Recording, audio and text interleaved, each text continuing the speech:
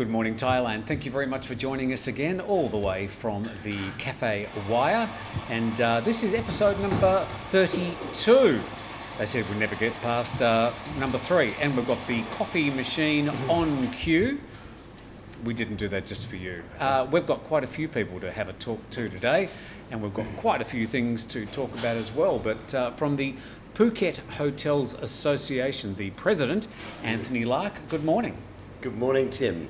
Nice to be here. Well, nice to have you on as well, and we've got a lot to talk to you about, and of course get your thoughts about any of the other things we're discussing, including this painting which has been lurking behind us for the past week. We'll get a better shot of that later, but we'll get to that. Okay. We wanted to... I've got noise coming out of my computer, which is me.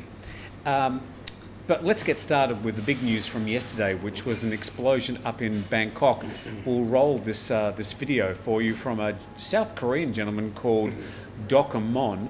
It was a plastics factory explosion in Bangkok. A polystyrene factory. One rescuer has been killed. 60 people and more apparently have been injured. The explosion happened at 3 a.m. yesterday. It was ongoing all yesterday at the chemical factory. Black smoke, as you can see, streaming into the sky over the Bangkok district of Samut Prakan. And that's pretty much the district of the airport all the way down to the Thailand coast, which is southeast of central Bangkok.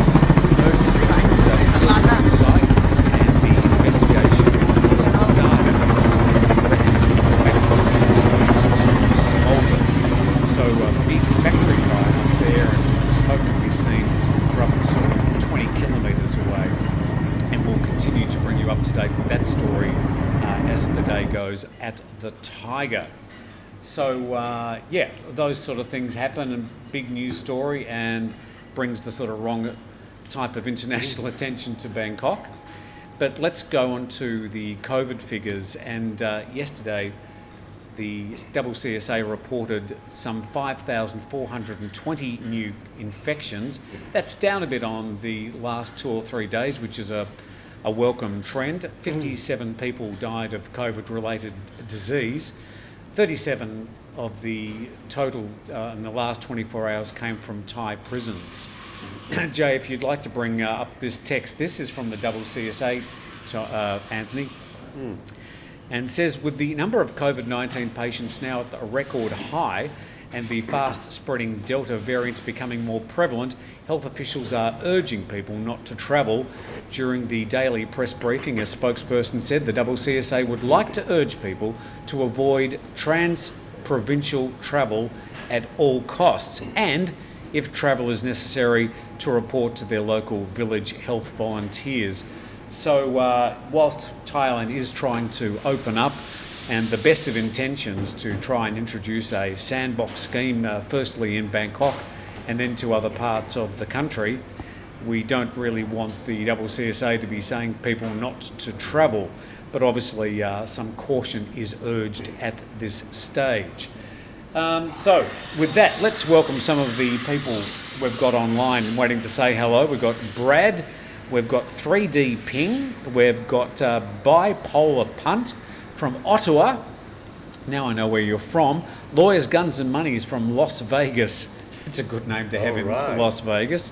We've got Omi from Bangkok. Darren Fancy from Bangkok via Nova Scotia. A lot of Canadians around today. We've got Jamie, Reza, we've got Bill, Brad, and heaps of others. So we'll get to your comments as we go. Also, of course, we've got our number one man who's not only reading your comments but also pressing the buttons. Hi, Jay. Hello, good morning. Yeah. And I'm here in my usual environment behind the camera. Where You've got some very dramatic lighting. Yes, I'm going for the Star Wars light versus dark look. The good force and the bad force. You're a Jedi Knight, really. Come on. Have we got anything worth talking about from our commenters yet? Not yet. I'm still looking for the questions. Please leave a question if you have any for Anthony or Tim. Beacon Overflow says hi from London. It must be very, very early in the morning in London. 3 a.m. Yeah. So, Anthony, we're going to have a quick break, and then we're going to come back and have a good chat to you about the rollout of the Sandbox and some of the bumps along the way. Sure. But you are watching Good Morning Thailand. We thank you for joining us, and we'll come back with a lot of chat right after this.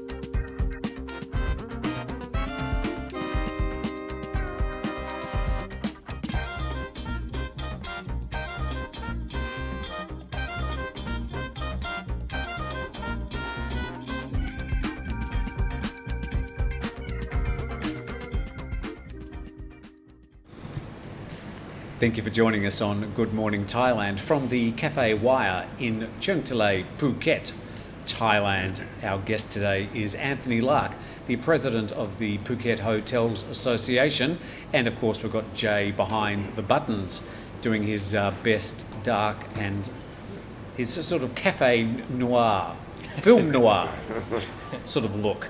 Oh, you got a question there, Jay? I do. I have a question here from Steve's Thailand Adventures. This is for Anthony. What does Anthony think about people who do illegal rentals of less than 30 days, such as Airbnb? It's against the Thai law, and I assume it takes a lot of money away from hotels. Yeah, I think my opinion is the same as the opinion of essentially all hoteliers here. We encourage hotels to be registered as fully registered hotels and therefore legally operating. If you're not and you're advertising your Airbnb or your house as an accommodation unit, then you've really got to get registered. It's just not fair. Hotels and other places that are registered spend a lot of money and a lot of time and a lot of resources becoming registered and in looking after the resources needed for fire safety and all of that. If you've got a spare bedroom, can you register? Can you get registered? No, you have to complete a series of protocols that enable you to register as a hotel. But the Thai government keeps saying they're going to crack down on these unregistered accommodations. How many coffees do we have to make?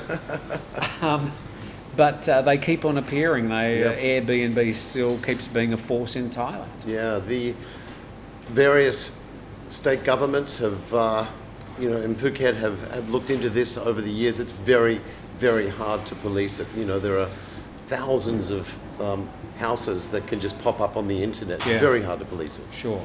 Jay, got another one there? Yes, I've got another question. We have one here from Shano Traveller. How are the hotels supporting themselves during this COVID period? During this pandemic time, at least, I know a lot of the hotels, the smaller hotels, have completely shut down. The other hotels who are in the mid-range have closed down for a certain time. And then, at least for us locals here or people traveling from Bangkok, they could visit 5-star hotels for really good prices. So I guess Shane wants to know, how have the big hotels or the medium hotels, how have they supported themselves during this COVID time? Well, it's been a struggle. It's been a struggle. It's been a catastrophe. For the last 15 months, almost all hotels, whether they're large or small, have been faced with the same issues, and most have turned to the only option they have, which is reducing costs. And the first one of those is payroll. And therefore there've been, tens of thousands of kids have been furloughed or have lost their jobs here. And many of them have left Phuket to go back to their rural provinces to support their families back home. Just some news from the Bank of Thailand, a report in the Bangkok Post yesterday saying that the occupation rate in June, the average across Thailand for hotels was 10%. Up in the northeastern provinces, they were up to 13%, and down in the southern region, which I suppose includes Phuket, the occupancy rate down to 6.3%. They're obviously expecting that to improve, But how can a hotel possibly survive with 6.3% occupancy? Well, it's very clear they can't. Yeah. These What is a rough break even for a hotel? For generally, occupancy? well, it's very hard to generalise, but Of course. But in terms of profitability, a hotel normally has to run at approximately 30% to break even. Right. If they're staffed up and they have the electricity on, etc., and they're operating as normal, 30% is sort of a round figure that is generally used. So you're not really making any profit until you get to 40 or 50%. Correct. Right. So running at sub 10% levels for so many months now has drained hotels of their cash and has created a situation where they're cutting back on all sorts of things, including annual maintenance and including the care and protection of their assets. So it can't go on for long. Kev O says news reports discovered 1.5 million doses of Pfizer given to Thailand from the US. Yeah, that's correct. Pfizer the US government have donated these Pfizer vaccines. We're not exactly sure where they're going to go. I think we had a headline a bit earlier that Jason put together, which was saying that they were going to be provided to high-risk areas and to at-risk groups. But I think the big bitch from US citizens in Thailand is that the US government is still not supporting the citizens and providing vaccines. This is a situation that is country by country causing a bit of angst. The French citizens over 55 are now being vaccinated by the French government. Chinese citizens are being vaccinated by the Chinese government. Australians and British and the US citizens are not. Basically, the embassies have said, no, we're not going to get involved. Any comment about that? Yeah, I mean, the Australian citizens can't even get vaccinated in Australia, let alone in Thailand, as you pointed out in yesterday's program. I think it'll be interesting to see where they're used and what they deem as high risk groups. But it's tragic that we've come to a point where we know the answer to this problem is vaccination. And we just can't simply we simply can't distribute enough vaccines to those who need them. Yeah. We're going to have another quick break. We're going to come back, Anthony, in just a moment. We're going to talk about the elephant in the room in Phuket, the taxis, and the alleged taxi mafia. That's all coming up on Good Morning Thailand. Tim was sad. He had time on his hands but didn't know where to find the news. But then he remembered. The Thaiger app, all your Thai news and Thaiger videos in one place. Just a single click takes you to a one-stop connection to all the news and information in Thailand. Now Tim is happy. Available free on Apple and Android, hologram not included.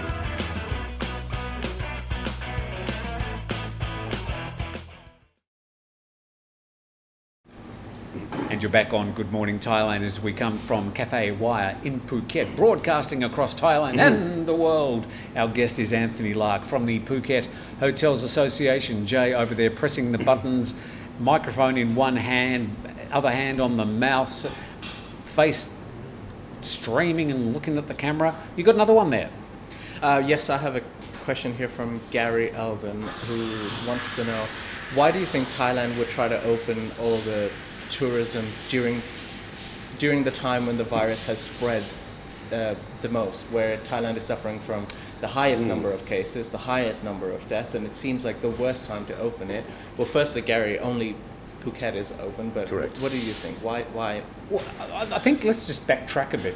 When they started to say, let's look at Phuket as a blueprint for like a pilot project, we'll call it the Sandbox. This was all like in sort of March and April. Months ago. And then as all that was starting to be worked out, and they were trying to sort of work out how they could do it, at the same time, and bad timing, we had this, what we call the third wave. Yep. And now we're at some sort of peak, and let's hope we're at the peak and we might start seeing a drop. But it's probably rolled out as not the ideal time to do it. But there was never going to be an ideal time to open up Phuket. Well, exactly. I mean, you look at the United States, where they said they, more or less got this under control in many people's minds. The Delta variant has been detected in 50 states, and people are to record numbers of people are flying on aircraft without masks. It's like Everything's back to normal. Everything's back to normal. I think in Thailand, you were right, Jay. You said that Thailand is not opening up. To answer the question, Phuket Island is. Phuket Island is an island. We're able to control the Saracen Bridge entry, which the government is doing very well, and we also have very good monitoring services with the Thai Navy managing that at all the ports here. So I think that we've been able to isolate ourselves from whatever goes on around Thailand, and that's been the case during other pandemics and other situations that affected Bangkok in the past. I've got one here from Tyrone who says, I wonder if the Thai government just don't have the money to buy the vaccines, as most companies want prepaid. Well, the Thai government, to be honest, are very cashed up, more so than a lot of other economies around Southeast Asia, even in the world.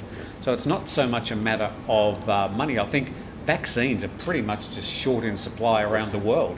All countries are trying to ramp up their vaccination at the moment, and Thailand perhaps started a little bit late and have been caught short. Yeah, I think the ordering process was late here, as it was in Australia, and we're seeing the results of that now.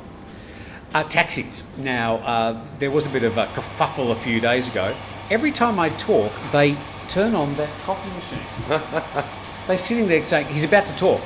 Start it now. So the coffee's very good, by the way, at Cafe Waya. So taxis, somebody apparently posted on social media that they were being ripped off by a Phuket taxi. Nothing's changed. Why hasn't the government sorted this out? But it may have turned out to be a little bit of a storm in a teacup, certainly as far as the provincial land transport office is concerned, because they say the actual complaint happened a while ago and not after the Sandbox. And the other thing that surprised me is anybody arriving internationally at the moment are whisked off to their hotel by a hotel, or like it's a secure transport. You're sort of in a bubble for that first 24 hours until you get a return negative PCR test. But what do you think about the whole taxi mafia? Well, I think allegedly. You look. I think we all understand that the taxis in Phuket are more expensive than they are in Bangkok. This has been the case for 20 or 30 years. Yeah. We've got a situation here where the fashion of the day, the fashionable statements of the day are to abuse the taxi drivers and say that Phuket's being ripped off, and the same principle that applied to jet skis. And therefore, I think it's not a storm in a teacup. It is real. Taxis are more expensive here than they are in Bangkok. Yeah. I think over a period of time, you'll see that being regulated more than it is today. You say that, but successive governments, the police, the army, even after the coup, they said, we're coming in, we're going to fix up the taxis in Phuket, but they haven't. It really has. Well, this is Thailand. What we worked out about a year ago that taxis in Phuket cost around about 3 times what you would pay for a Bangkok taxi. Yep. Look, you do pay a bit more for taxis here. There's not a lot of alternatives to get from the airport to your accommodation.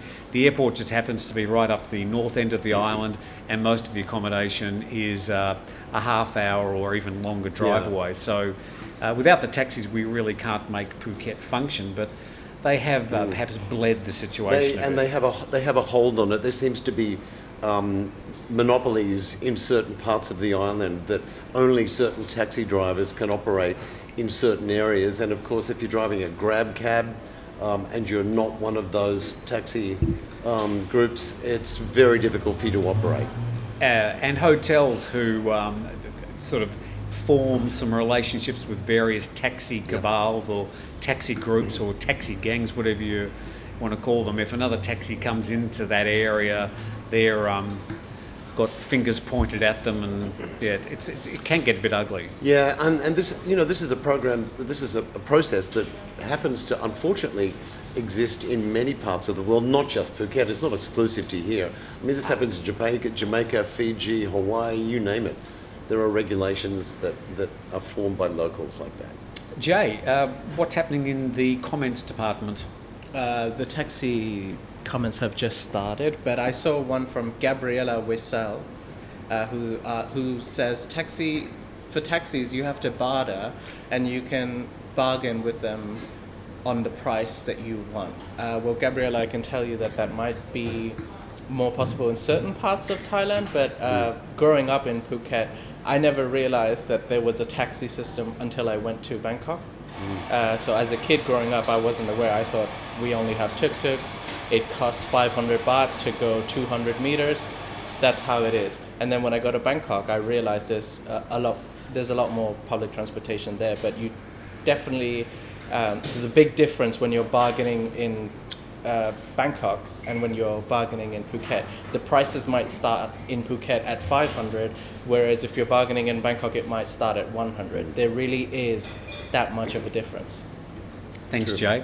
All right, what we're going to do now is I'm going to invite somebody who's just wandered in from Abu Dhabi. Would you like to come over, Don? This gentleman, I think we can call him a Sandboxer. Do you want to just swing the camera around? He's the first Sandbox arrival that I've met. Welcome. Have a seat. Thank you. This is Don, and this is Anthony. Nice to meet you. I'm Tim. Nice to meet you too. You don't look like you come from Abu Dhabi. Oh, I'll just take this out gently. Hope it doesn't make too much noise. Why are you here? I've always loved Thailand. I have a Thai wife. We have family here. Right. We've been wanting to get back and see the kids. Did ASQ last year and never wanted to repeat that again. So Phuket Sandbox is a wonderful solution. Okay, so tell us about the process, the paperwork, and was it onerous or was it more difficult than you thought? It's very similar to the COE process, the ASQ process Yep. we went through last year.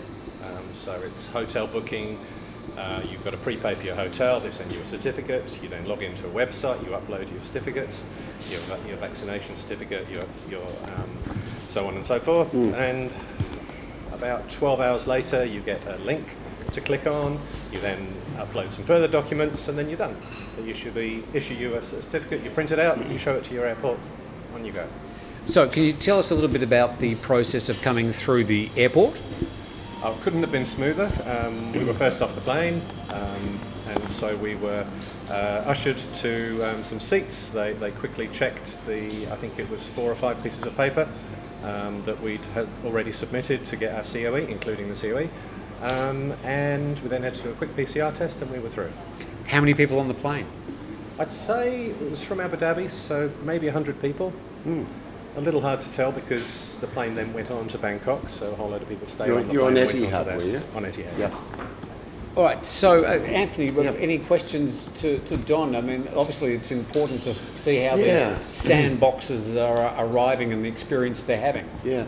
Don, I think a lot of the comments surrounding this Sandbox initiative have been that when people come here, or at least negative comments, when people come to Phuket, they're going to see an island that's been 15 months in distress and everything's shut and restaurants aren't open and this and that are not working properly. It's not the Phuket that you used to know and love. Do you have any comments on that? Well, we've been staying in the Laguna area, Yep. and I have to say, I haven't seen a single establishment closed. It is 100% open as normal from what I've seen. Yeah. We had a wonderful trip on a boat. The sea was crystal clear. The beaches were extremely clean. Everybody has been incredibly welcoming. Fantastic. I cannot tell people how important it is to ignore the naysayers. It is a delightful experience. Well, I mean, the situation is it's a bit lumpy. If you go to a place like around here, Laguna and the Cherng Talay area, it is fairly busy. Yep. If you go to a place like Patong, Kata Koron, you might have a different experience. And we'd urge people to not expect to see Phuket exactly as it was in the past, but as you say, so things are open. What are you going to do for the rest of your time here? Well, it's my wife's birthday today, so happy birthday to Oh. my beautiful wife, Molly. We'll be taking her out for a very nice dinner this evening, just across the road, actually. We'll be doing some more boating. That was a glorious day out. I'd like to do some more of that. We'll enjoy the Angsana Resort and the water sports, eat, Fantastic. drink, beaches, some shopping, all the normal stuff you'd want to do on holiday. Jay, what have we got there in the way of comments? Nothing in particular. Nothing in particular. Completely randomly. Bipolar punters. I wouldn't worry about the mafia who make people disappear in Koh Tao. Oh, okay, right. Oh. This is what happens when you read comments completely randomly. Yep. I'm not sure why you're surprised. It's Thailand, not Japan. Yeah, Japanese taxis are very, very well regulated. Yeah, look, I mean, I think the taxis here are just part of the experience. Part of you the get. charm. Part of the charm. And yes, I think one of the things that annoy a lot of people about the taxis well, not so much Thailand, because I know in places like a trip from Suvarnabhumi or Don Muang up in Bangkok, you will get a metered taxi. But for some reason, it must be the humidity. The meters never seem to work in Phuket. It's something wrong with the technology. Yeah, I mean, look, Tim, I opened 2 hotels in Bali in the 1990s, and it was interesting, the meters never worked on the taxis there either. There was one taxi monopoly called Bluebird Taxis, and you paid what they wanted you to pay, and it was, double expensive than it was in Jakarta. All right, so what are you doing for the rest of your trip? You're heading out into the Bay again. You're here for 14 days. We are, yes. And then your idea is to travel to other parts of Thailand? Yeah, we want to get back to Bangkok. We have a house there, we have family there, and we've decided to drive. So via Hua Hin. We have my wonderful mother-in-law's rather concerned being in Bangkok, being glowing red. There's been some distress in the local Muban, and we're quite concerned about her. And what is the feeling from a Bangkokian? What sort of things are they telling people from outside of that? They've got concerns, they're worried, they think the government's doing a good job. What are the impressions you're getting through your mother-in-law? I can't really comment on her views on the government, since I don't speak any Thai and she doesn't speak any English. How convenient. It's delightful. The perfect mother-in-law. But she's certainly very concerned. The vaccine rollout, she's had her first shot, so that's great. But it's going to be a few weeks until she gets her second one. Walter says the COVID test is too expensive. You have to have 3 tests for each of you while you're here? Yeah, I'd actually agree with that. We are in Abu Dhabi, which is one of the most tested places on earth, and we typically pay about 500 baht per test. So it's 2,800 here. Yeah, 5-6 times as much here. So there does seem to be a disparity there that perhaps could be addressed. Why in earth are the COVID tests so much more expensive here? They turned it into a profit centre, or? Well, I think in Abu Dhabi it's run by the government, fundamentally paid for by the government. Here it's been handed off to the private hospital institutions, and they're here to make a profit. No. Yes, the health industry is heavily regulated by the government, but no, it's private institutions, just like here. Okay. Oh, is it? There's competition between them. Surprising. Yeah. Couldn't speak highly enough. Jay, comments? Yes. Comments. I have a question here. Well, now that you've entered the Sandbox, I don't know if you're into the nightlife in Phuket, but do you regularly visit Patong, or what do you think now that there's no real nightlife in Patong anymore? We seem to be skirting around a question here, don't we? Yeah. I'm very happy with the restaurant bar scene in this area, shall we say.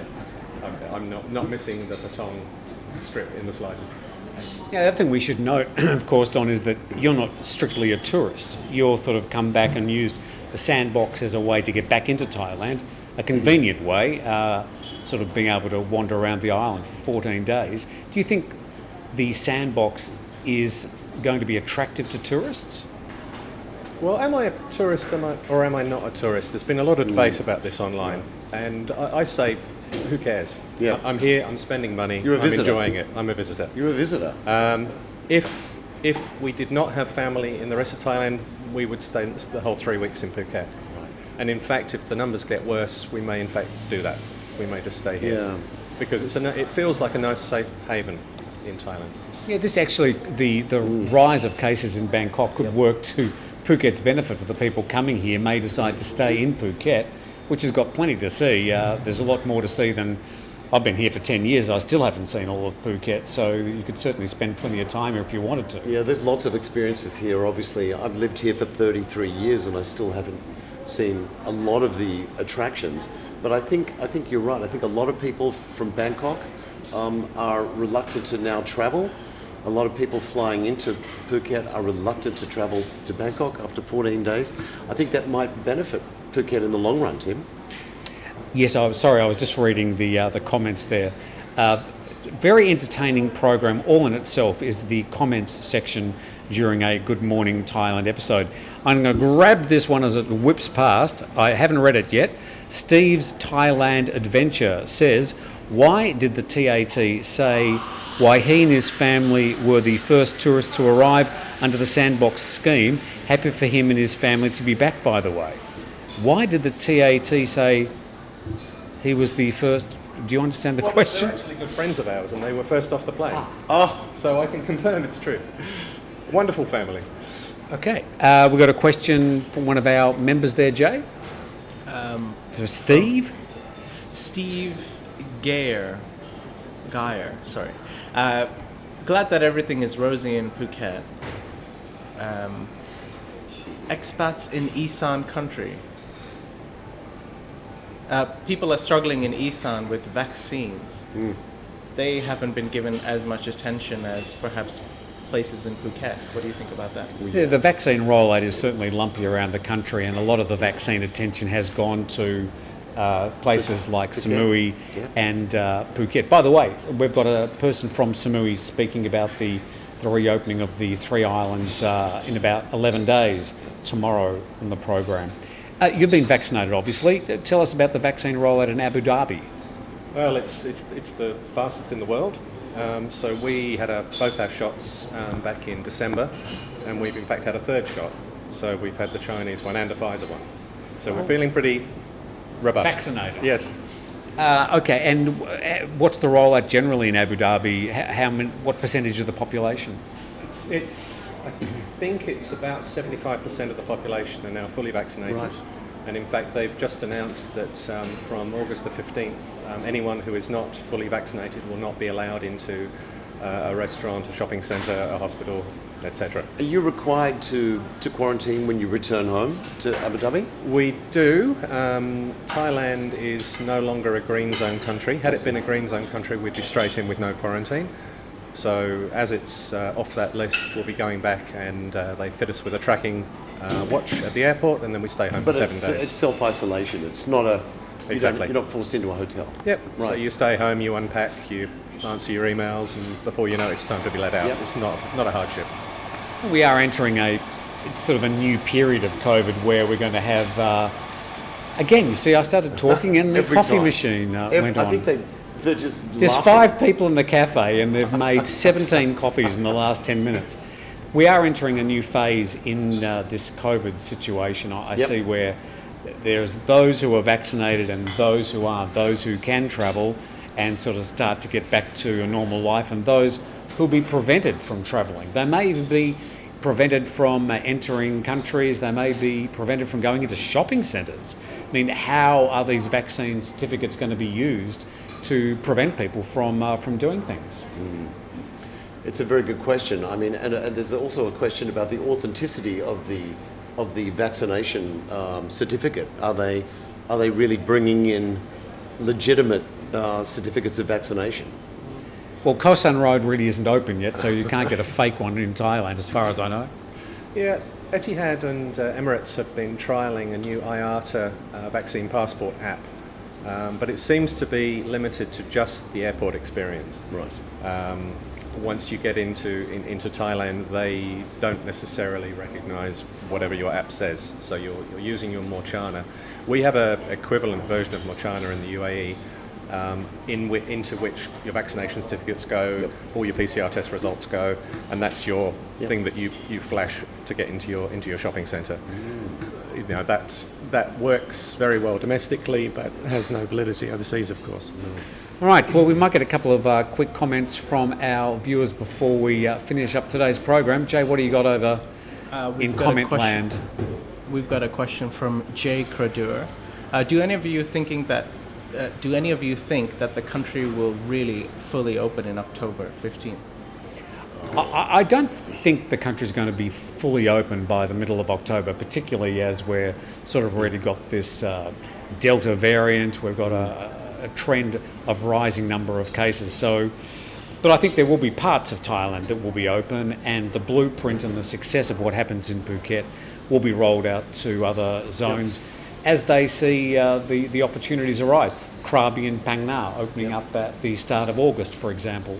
So, and Chiang Mai, I think, are in the middle of August. So they're certainly trying to get these, especially the tourist zones, open as quickly as they can. It's all about vaccinations, though. Yeah. It's all of it depended. Each province that was slated to be reopened, starting with Phuket, moving to Samui and the other provinces around it, Krabi, it's all relied upon them reaching 70% of vaccination rate in the local community. They're a long way to achieving that in other parts of Thailand. So it's going to be like it was here, baby steps. Okay, one more comment. No, yes. Jay's I'm struggling. Hold on. gone to the dark side of the force all of a sudden. No more. All right. So we'll say thank you very much to everybody who's been participating in today's program. Thank you to Sandboxer Don. Come to Phuket, you'll love it. And that was completely unsolicited, by the way. Correct. By the way, you've had a lovely iced coffee. I suppose you'll get that for free. Well, Clearly will. okay. And this you forgot to the mention painting. the painting. Yes. Quickly. Very quickly. We got a shot of the painting. I'll move the camera. You- Hold on. All right. This is the subject of much discussion. What's been behind Tim and his guests in the last week? It's actually a painting it's a copy of a painting from a very famous artist called Donald Friend, an Australian artist, and it reflects the scene at a home on Sanur Beach in Bali. And I used to live in that house, which was Adrian Zecker's house, the chairman of Aman Resorts, when I worked for Aman and we were opening the Amandari in Ubud. I spent 5 months there. This painting was made by the guy who originally lived in it, and the artist resided in that house. I loved the painting so much when I saw it. It was too expensive, I couldn't afford it. I mentioned it to the great designer and architect in Bangkok, Bill Bensley. And 3 months later on my birthday, I got this package via the mail in Phuket. His team at Bensley Design Studios had literally copied it stroke for stroke, and it's absolutely perfect. As we say, same, but different. And with that, Thank you, Bill. We thank everybody, and we thank Jay for pressing buttons and Jason for assisting. We will see you again tomorrow. It's our last day at Cafe Waya tomorrow, and then we're off to another hotel, our first hotel. We're actually going to the beach. So we'll be bringing you Good Morning Thailand from a beach in Thailand. So we're going to show you that everything's normal, everything's fantastic, and the beaches have never looked better. So thank you for your comments. Thanks for joining in today, and we look forward to seeing you all again tomorrow.